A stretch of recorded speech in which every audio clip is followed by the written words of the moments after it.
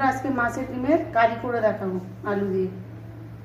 লেবুর রস দিচ্ছি, নুন দেব, হলুদ দেব, লঙ্কার গুঁড়ো, জিরে গুঁড়ো, পেঁয়াজ কুচি আর 1 চামচ বেসন দেব।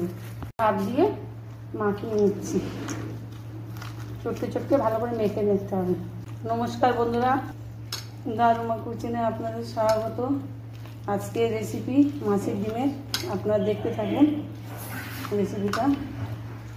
লাইক, কমেন্ট, শেয়ার, সাবস্ক্রাইব করতে ভুলবেন না, পাশে থাকুন। ধরালাম, কড়াই বসালাম, কড়াই গরম হয়ে গেছে, তেল দিলাম।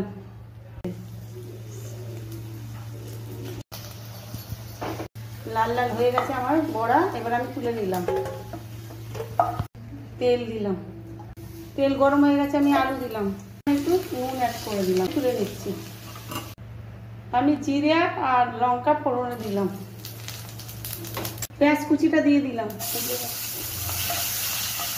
আদা রসুন আর পেঁয়াজ পেস্ট করা আছে, এটা আমি 2 চামচ দিয়ে দেবো। পেঁয়াজটা ভাজা ভাজা হয়েছে, এবার আমি টমেটোটা দিয়ে দিলাম। হলুদ গুঁড়ো, লঙ্কা গুঁড়ো, জিরে গুঁড়ো, অল্প একটু নুন দিলাম, একটু জল দিলাম, নিচে না লেগে যায়।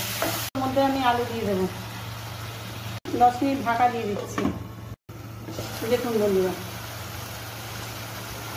বড়াটা অ্যাড করছি, ভালো করে কষিয়ে নেব।